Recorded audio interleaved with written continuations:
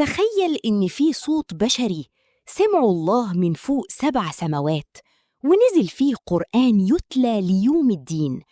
دي قصة سورة المجادلة، حكاية الست العظيمة اللي غيرت قوانين السما والأرض بحبها لبيتها ومناجاتها لربها بقلب محروق. تعالوا نعيش اللحظات اللي نزل فيها نور الوحي عشان يبدد ظلام أزمة زوجية كادت تهدم أسرة. لازم نعرف إن الصحابة رضي الله عنهم كانوا بشر زينا، بيحبوا ويزعلوا وبتحصل بينهم مشاكل. والقرآن ما نزلش بس للعبادات، ده نزل عشان يدخل بيوتنا ويحل أبسط مشاكلنا اليومية ويرسي قواعد الرحمة بين الزوجين. المشكلة بدأت بكلمة دمرت بيت. الصحابي أوس بن الصامت غضب من زوجته خولة بنت ثعلبة ورمى عليها يمين الظهار القاسي: أنت علي كظهر أمي. وبعد ما هدي وندم، خولة رفضت يقرب لها تماماً لحد ما يحكم بينهم رسول الله. إيه هو الظهار؟ في الجاهلية الكلمة دي كانت سجن حقيقي للست، لا هي زوجة وليها حقوقها ولا هي مطلقة تقدر تتجوز وتعيش حياتها. خولة لقت نفسها فجأة معلقة، لا طايلة سما ولا أرض. خولة ما استسلمتش، جريت على النبي صلى الله عليه وسلم تشتكي بوجع الست الأصيلة، وقالت له: يا رسول الله، أكل شبابي ونثرت له بطني، حتى إذا كبرت سني طلقني، والله إني بحبه وعندي منه عيال لو سبتهم يضيعوا. النبي صلى الله عليه وسلم رد عليها باللي يعرفه من أحكام وقتها: ما أراك إلا قد حرمت علي.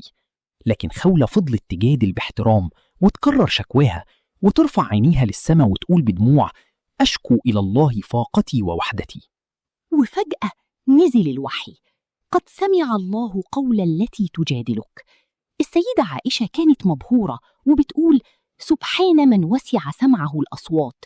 هي كانت ورا الباب ومش سمع كل الكلام، بس ربنا سمعها من فوق 7 سماوات ونزل قرآن يحل مشكلتها. الإسلام اعتبر الظهار منكرا وزورا، وعشان الزوج يرجع مراته لازم ينفذ كفارة بالترتيب. أولا عتق رقبة، لو مش قادر يصوم 2 شهر متتابعين، ولو صحته ما تسمحش يطعم 60 مسكين. بصوا الفرق، في الجاهلية كانت الست بتتورث كأنها عفش بيت، لكن الإسلام كرمها وخلاها ملكة متوجة ليها ذمة مالية مستقلة، والزوج ملزم بنفقتها وعلاجها حتى لو كانت هي غنية وعندها ملايين. شوفوا فن الاستماع النبوي. النبي صلى الله عليه وسلم اللي بيكاتب ملوك الروم والفرس وقف في الشارع يسمع جارية ضعيفة بتشتكي من شغل البيت بكل اهتمام، لدرجة إن ملك زي عدي بن حاتم قال: والله ما هذه بأخلاق ملوك، دي أخلاق أنبياء. ودار الزمن وسيدنا عمر وهو أمير المؤمنين في قمة هيبته وقفته ست عجوز في الطريق وفضل واقف يسمعها وعطل موكبه.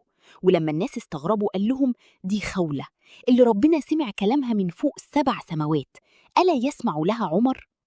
من أعظم الدروس هنا هو التسليم.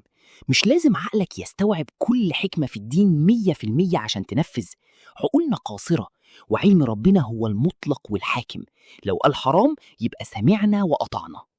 في زماننا ده الاستماع لمشاكل الغير لازم يكون بضوابط، في استماع محمود بقدر الحاجة وبجدية، وفي استدراج مذموم زي التفاصيل الشخصية اللي ملهاش لازمة أو تليين الصوت، وده باب للفتنة لازم نقفله. سورة المجادلة علمتنا إن الحوار العاقل بيحل أعقد المشاكل، وإن الكلمة مسؤولية ممكن تهدم بيت في ثانية. الإسلام أعطى للمرأة مكانة وحقوق مفيش أي حضارة تانية عرفت توصل لها. قصة السيدة خولة بتأكد لنا إن أبواب السماء دايماً مفتوحة للي بيشتكي بيقين، مفيش صوت بيضيع عند ربنا. لو عجبكم العرض تابعوا صفحة نور ساينس AI عشان يوصلكم كل جديد من روائع القصص والتصميمات.